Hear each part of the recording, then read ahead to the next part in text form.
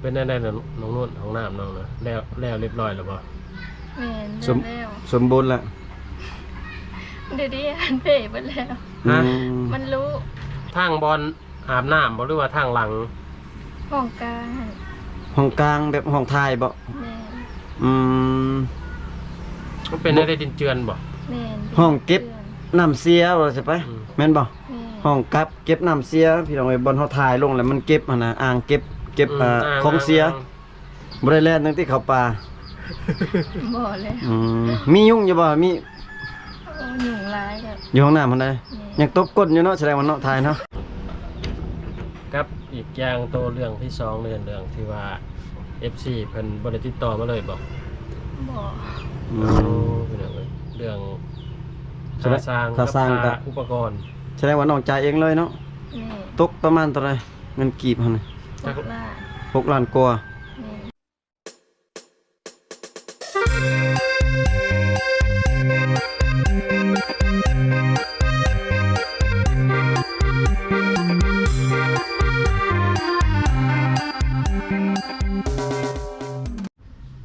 ทักทายสบายดีพ่อแม่พี่น้อง FC ฝั่งลาวฝั่งไทยพี่น้องหรือว่าอยู่ต่างประเทศเนาะที่ว่ารับชมคลิปนี้นะพี่น้องก็ยินดีต้อนรับ FC เข้าสู่ช่องบ่าวผู้ไทยคือเก่านะพี่น้องเนาะมื้อนี้มาเยี่ยมยามทำข่าวน้องสาวนูนพี่น้องเพราะว่าโดนแล้วทีมงานบ่ได้มาหาเนาะแล้วก็สิมาถามข่าวๆแล้วก็มาอัปเดตได้ยินเพิ่นว่าห้องน้ำเพิ่นว่ามันยังลุบ่นี่แหละมันแตกเนาะก็ยังบ่ได้มาเบิ่งเลยแต่มันนั่นพี่น้องเว้ยนี่เดินทางออกมากับเบาไก่คนรออยู่ในทรายพี่น้องขึ้นรอแต่เจ้าสบายดีเด้อพี่น้องได้เสืองามนะเจ้าเนาะเสือสีหุงคักกับเสือบาวผู้ไทยพี่น้องสีแจ้งเลยเนาะสีแต่หุงบ่เห็นฮู้ยังบ่อยากแจ้งปานใดเนาะเพราะว่าคนนี่อยากมามืดแน่ๆนึงพี่น้องโอ้น้องสาวเพิ่นเป็นอีหยังเกลือไก่บ่เพิ่นนั่งอยู่พี่น้องทีมงานฮักก็ฮอดพี่น้องเดี๋ยวสิไปหาเบิ่งน้องเพิ่นพี่น้องสวัสดีน้องนูนสบายดีพี่น้องเว้ยคงปากกะแกะแล้วพี่น้องเว้ยกินมานำทางยังบ่ทันเบิดพี่น้องเว้ยพอดีมาฮอดเฮือนน้องก่อนให้น้องบ่ได้ว่ากินบ่เบิดบ่ยังกินอยู่แต่ว่ายังบ่อันนั้นยังบ่เบิดแล้วก็มาให้น้องกินน้ำอยู่เฮือนคนเดียวบ่มื้อนี้นะอยู่กับลูกสาวไม่ใช่เลยลูกสาวก็บ่เห็นลูกสาวเลยลูกสาวนอนล่ะพอน้องนิ่งได้สิบ่มีบ่ยังบ่มีบ่น้องคิดว่าอยู่3คนบ่แม่นเนาะอยู่แต่2คนพี่น้องคือมีไก่แล้วมาสุดนี้คือมีไก่ลายเลยมันออกลูกใหม่พ่อแม่น้องบ่ใช่ไปให้บ่ได้เฮ็ดยังอยู่ไห้ตอนนี้เสียหญ้าเสียหญ้าให้เข้าขึ้นสูงหรือบ่ตายเบิดแล้วตายเบิดเดี๋ยวได้สิได้มีข้าวกินบาดนี่ปีหน้าบ่มีเด้ปีหน้าเนี่ยจะแห้งนักกว่าปีกายอีกปีกายว่าเขาละปีนี้แห้งนักเนาะแห้งนักกว่าปีเก่าเป็นได้บ่ได้นำต่ออีกบ่เวลาฝนตกแค่นี้นำจักเทื่อมันตายน่ะ2 เทื่อคือบ่นำหลายๆเทื่อมันเป็นหลายๆนำแต่2 เทื่อเอาแต่จิบเทื่อจนมันเป็นไปขึ้นนั่งเฮือนบ่ขึ้นเฮือนไปให้น้องเพิ่นพาขึ้นโอ้ไก่ลายพี่น้องอีกประมาณ3 เดือนนี่ได้กินได้กว่าไก่ไก่เพิ่นเกิดลูกประมาณ4-5 โตพี่น้องเขาเลี้ยงซะนี่เนาะมันทั้งใหญ่เนาะลูกมันยังบ่แข็งแรงเด้ซุ่มบ่แม่เกินลกไก่ย่างไก่น้อยแต่ย่างคันว่าซุ่มนี่จะใหญ่กว่านี้เจ้าซานเองงามกระบุงพี่น้องเอ้ยชาวบ้านกระบุงเล่นอยู่เลยเอ้ยจังนี่บ่กระปอกสาบแทบกระปอกอันนี้เนี่ยตำหูไปน้องสายเครื่องก็ไปแห้งร้ายไปเลยคนรอไปก่อนโอ้อยู่หมู่บ้านงามมื้อนี้แดดออกพี่น้อยน้อยนึงน้องเพิ่นกะยำน้ำดื่มให้ทีมงานกิน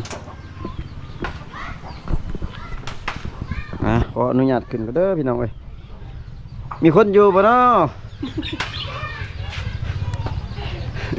บ่มีเสียงคือสิบ่มีคนอยู่แล้วพี่น้องเอ้ย เดี๋ยวพอสิบ่โกคือเก่าบ่วะ กบแล้วเอาขึ้นก้อนจ้ะฮะเอาไว้ชีวิตแล้วกบอย่ามากบ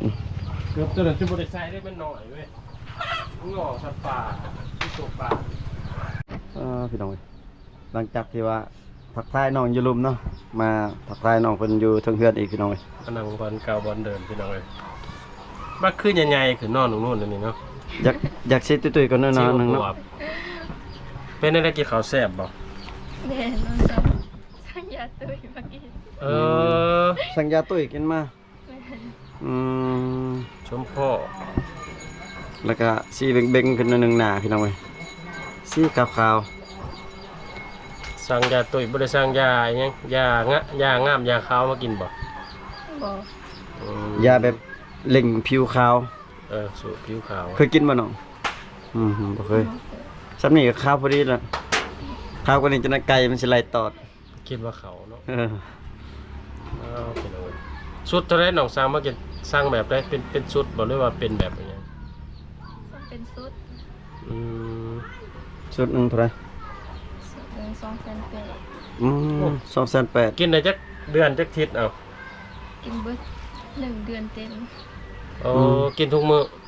แม่กินทุกกินรังกินข้าวตอนแรก กินข้าวแซ่บโยมันหลังจากกินน่ะ แม่ มันเฮ็ดให้อยากเข้าแล้วให้มันตุ้ย จังว่า12 โมงกลางคืนกันยังมาลุกกินข้าวอยู่จ้ะ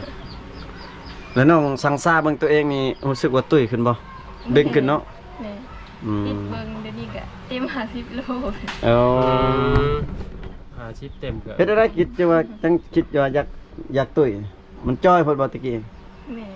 คือว่าตะกี้ก็งามอยู่ได้พอดีงามได้ตะกี้ เนาะ เอาบ่ถึงขันว่าจ่อยจะได้แต่ว่า พอดีงาม น้องเพิ่นรู้สึกว่าจ่อยแล้วก็สิจ่อยหั่นแหละ แบบความมักของน้องเองเนาะแบบว่าอยากได้ตุ้ยก็จัดไปพี่น้องเอ้ย น้องอยากได้จักโล80บ่ อย่าได้50 โล ยัง50โล แม่อย่าที่หันได้50 โลแล้ว อืม ปกติมันเท่าไหร่จักโล 46 โล อืม นี่ ครับ เป็นเท่าไหร่4โล 4โลพุ่นนะพี่น้องเอ้ยก็สำนั้นแหล้ว มันสิหยุดอยู่บ่สัญญาว่ามันสิตุยกันเลย แค่แล้วมันตุ้ยเลยบางทียันมันขึ้นแต่ตอนกินนั่นแล้วก็บัดเช้ากินแล้วก็มันลงอีกคือเก่าหั่นยัน ส่วนหลายมันบ่อยากหยุดแต่แบบใจขึ้นในฮอด70มันอยาก มาสุดาซ้ำกระผุยนี่บ่แห้งเลยเนาะเบ่งอยู่พี่น้องเอ้ย จนมาเจอผมเนี่ย แล้วกินข้าวกินน้ำแล้วบ่น้อง กินแล้ว มีอาหารหยังกิน กินปลาแห้ง เสือมาปานเลยไปหา แม่ป้าเพิ่นฝากมาให้ เออ อยู่ใช่ไม่ป่าอยู่ใช่ บ้านไกลสอน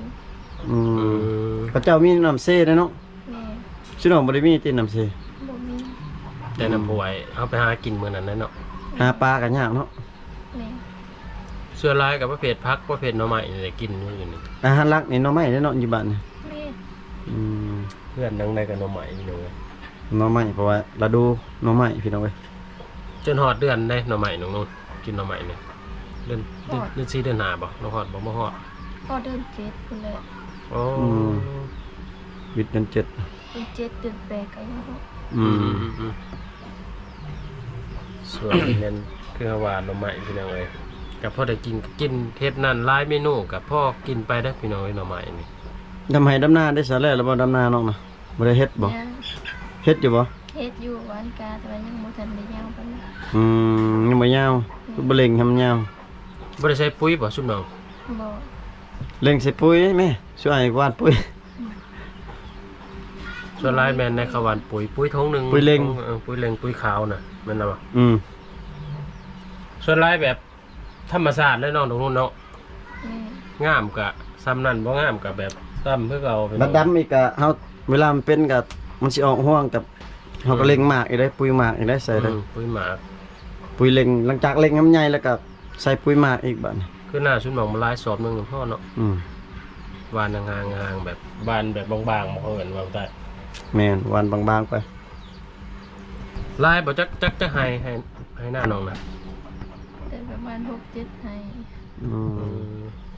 จะกระสอบปีหนึงจะกระสอบได้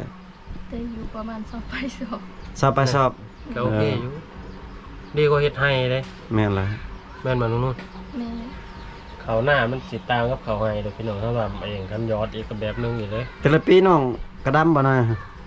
ดำทุกปีเลย ดำเอายังเอาหน้าไปก่อนบ่ดำไปลังไปก่อนกองก้นอยู่ที่ ต้องเอาลังไปก่อนเลย เอาลังไปก่อน ร้อยล้างบ่ได้ดำไปหนาเลย ก็บ่ดำไปหน้ามันสบายคือถอยลังไป เดี๋ยวเลยเป็นได้ๆน้องนุ่นของน้ำน้องนะแล้วเรียบร้อยแล้วบ่ แม่น สม แล้ว สมบูรณ์แล้ว เดี๋ยวนี้อันเพ่ไปแล้ว ฮะ มันรู้ เห็นได้ยินน้องเพิ่นว่าคือว่าลุเนาะ แม่ ทางไหนทางบอลอาบน้ำบ่หรือว่าทางหลัง ห้องกลาง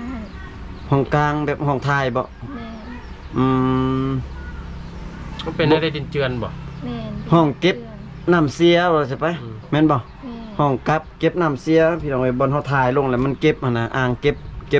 ของเสีย อ่างตัวกอทมิดเนาะ บ่แม่นห้องน้ำเพบ่แม่นแต่ว่าอ่างเก็บของเสียบ่ไป อืม หรือว่าน้ำเปื้อนน่ะ ทอลงลุเบิดเลยบ่ แม่ อ๋อ ยังเจ้าของสามันยังอยู่น่ะ ยังห้องเดียว ถ่ายได้อยู่เนาะตอนนี้เนาะห้องเดียว ใช้ได้เลยแต่ว่ามันก็ซีเริ่มอีกแล้วดิ คันฝนตกฝนยังได้ลมหน่อยได้เนาะ นี่ บ่เขาบ่ได้เทเพิ่นอยู่ลุมบ่ได้เทบ่ทางลุม โคเท่คือกัน เทก่อนที่จังกอขึ้น นี่ เขาเอ้ามันคือลุ ดินมันอยู่บ่ได้จังได๋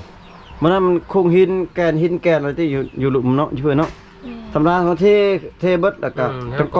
อตั้งขึ้นต่อตั้งขึ้นแล้วก็ใส่เหล็ก เด็กเขาจะบริใส่เล็ก ใส่เหล็กมันกอทำไปใส่เลย มีแต่กอขึ้น โอ้ ธรรมดามันเขาคอร์ดเหล็กบนแจมันน่ะแต่ละแจน่ะคอร์ดเหล็กให้มันเกาะกัน แล้วก็จังมาเทพาปิด แม่นชัดดินมันอยู่หน่อยนึงมันก็หึมแล้วดินบล็อกเนาะ แม่นดินมันโยบลงหน้อยหนึงมันก็ไปเลยแล้วเฮาบ่ใส่เหล็กเด้เฮาบ่ให้มันจับกัน ใช้ได้เลยป้าแบบนั้นเลยบ่ช่วงมาก็ยังบ่ได้ไปเบิ่ง อืม มาฮอดก็ครับขึ้นมาหาถามน้องเลยพี่น้องเอ้ย จะได้เบิ่งให้น้องเพิ่นพาไปเบิ่งเนาะ แม่นให้เจ้าของเลยพาไปหลอกบางทีไปตกตุ้มลงหันบ่ได้เด้ อื้อหือบ าดห้องนี่ก็ยังใส่ได้ปกติบ่ แม่ใส่ได้แต่2ห้อง ห้อง ห้องอาบน้ำแล้วก็ห้องบิดยังห้องนึง ห้องอยู่กลางนั้นบ่ได้ แม่ ห้องอาบห้องทายยังห้องหนึงแสดงว่าห้องทายห้องหนึงใส่บ่ได้เนาะ แม่ เพราะว่าตัวมันเพะเด้ อืมปกตินี่น้องได้ยินน้องเพิ่นว่าสิเฮ็ดห้องยิงแล้วก็ห้องทราย แต่ว่าจักห้องได้อันตัวลุเนาะแต่ว่าเดี๋ยวนี้หันใส่รวมก่อนพี่น้องเพิ่นน่ะ สะดวกสบายอยู่ที่บัดนี้ในห้องน้ำ แม่สะดวกสบาย บ่ได้แล่นตั้งที่เข้าป่า บ่เลย มียุงอยู่บ่มี โอ้หยุ่งร้ายแบบ อยู่ห้องน้ำเพิ่นได้ แม่ ยังตบก้นอยู่เนาะแสดงว่าเนาะทายเนาะ แสดงว่ายังตบอยู่แต่ว่าปลอดภัยแต่หมู่เนาะ แม่ บ่มีหมู่คือตอน กับบ่ได้เจอคน ที่ว่าปลอดภัยพี่น้องบ่มีคนมาเจอหน้าบาดนี่ คือว่าสะดวกสบายคือน้องว่าอยู่พี่น้องเอ้ยเพราะว่าทั้งอาบทั้งหยังอยู่หันเด้อเนาะ แม่ เห็นเพิ่นคือว่าเอาแท่งขึ้นบ่ชุบน้องซื้อเอาบ่แท่งน้ำนะ อันนั้นน้าสาวเพิ่นเอาให้ ก็ดีแหละมีผู้ให้แต่น้ำในมีได้ที่อยู่แท่งนะ มีแล้ว ฉันออกเดินซ้ายขึ้นไปแล้วน้ำ แม่ ยังอยู่ เดินทอ คนอาบน้ำนะ แม่เขามาอาบ ข้าวอยู่แท่งนะ แม่ เขาอาบอยู่แท่งบ่ ทอเก่งมันมีทอลง เขาอาบอยู่ห้องแล้ว ธรรมดามันห้องน้ำก็บ่ได้แล้วอาบอยู่ห้องคือเขาอาบอยู่นี่ ก็ อยู่บนต้นยังบ่เฮ็ดนั่นอาบได้อยู่บัดนี้เขาเฮ็ดบัดนี้โอ้อยากอาบก็บ่จักได้แล้วเนาะเกรงใจหมู่แน่หั่นแหละธรรมดามัน เขายังหมาเพื่อเก่าบ่ แม่ บาดน้ำในไฟฟื้นค่าไฟเขายังได้ฉันไฟจ่ายเอา น้องนี่แหละเป็นคนแจ้ง เนี่ย บ่ได้แล้วครับน่ะ มันจะคัก มันบ่ถูกแล้วครับน่ะ เป็นได้ชุ่มน้องบ่กล้าว่าเขาบอกหรือว่าเกรงใจเขาด้วยยังไง เกรงใจแบบว่า โอ้ เดือนนึงเท่าไหร่เฉลี่ยเสียค่าน้ำค่าไฟนี่ ทุก200,000คนแล้ว จากที่เคยเสีย7-80 พัน100,000หอด200,000 มัน บาท เปลืองนิดปบน้ำปบยัง มื้อนึงจักเทื่อฉันปมน้ำขึ้นแทงเลย หอด2-3เทื่อคนแล้วหอดตอนแรกๆกับปุ่ม2-3เทื่อคน โอ้ เพื่อสิได้นอน2เทื่อ3เทื่อบ่ได้เนาะคนมาอาบเด้ บ่ได้ดอกคือมันใส่รวมเลย บ่ใส่ร่วมนี่คือเห็นแบบเสียค่าน้ำค่าไฟซะจังได๋ไข่ คัน แม่ ธรรมดามันบ่ควรนะไว้ดังกะเทื่อหนึง2เทื่อไป แม่ จำเป็นเนี่ยมาใส่อุปกรณ์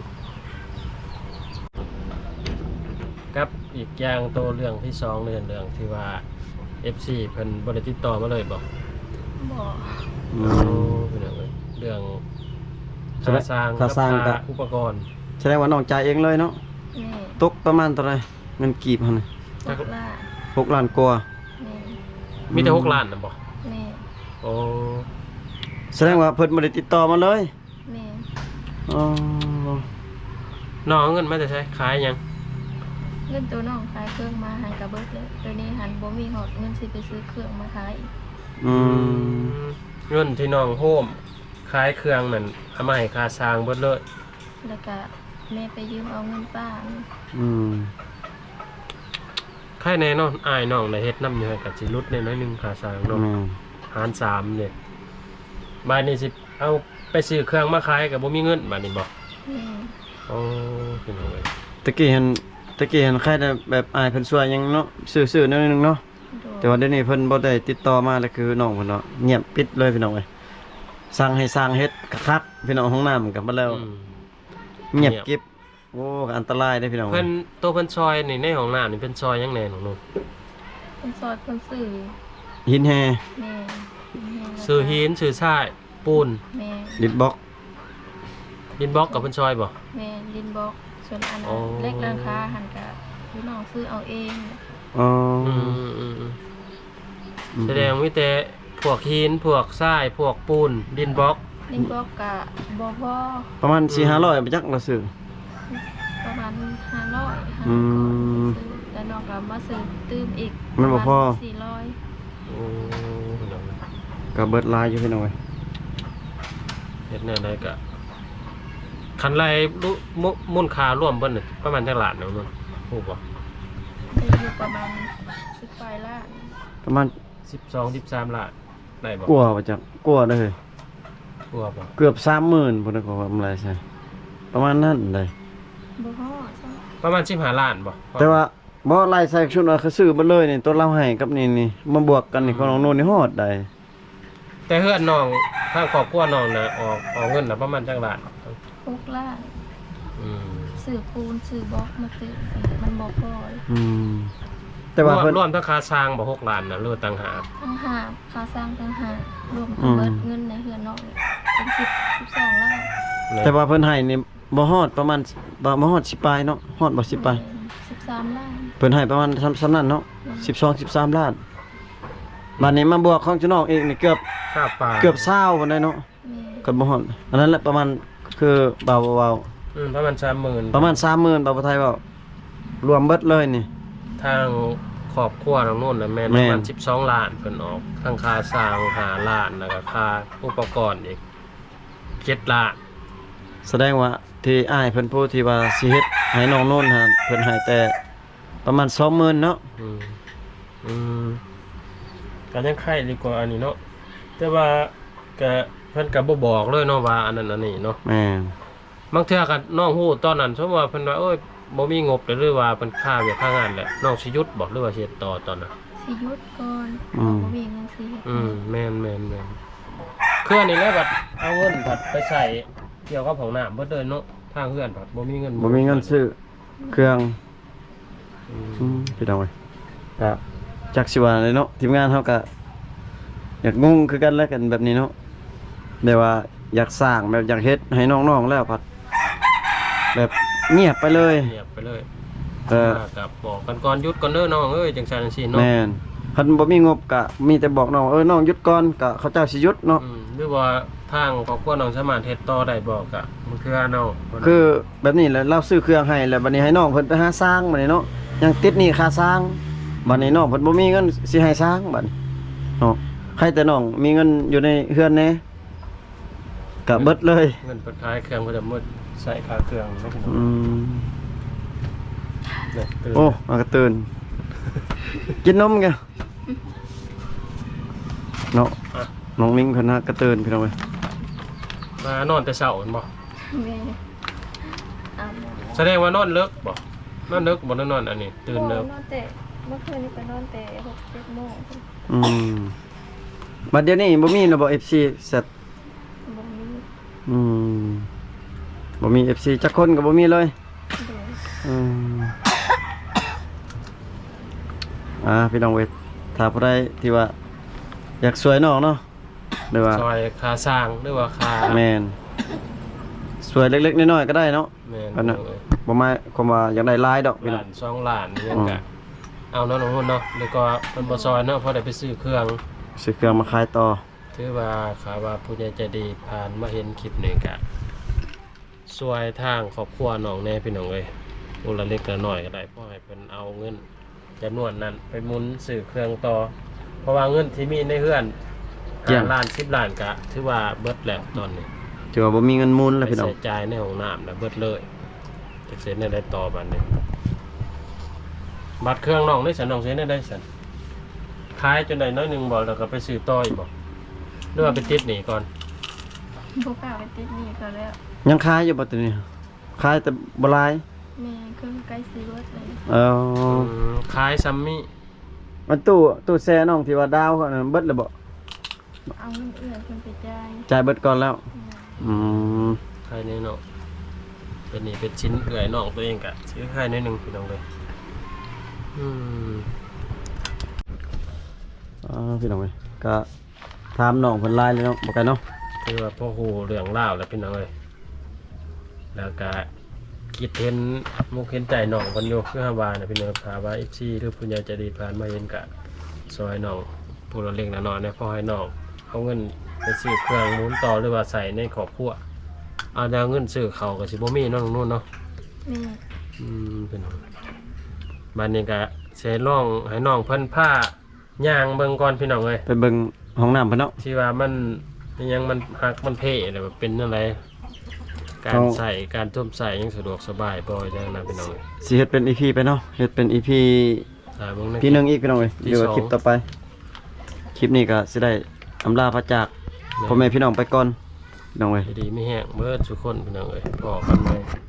โอกาสหน้าคลิปหน้าพี่น้อง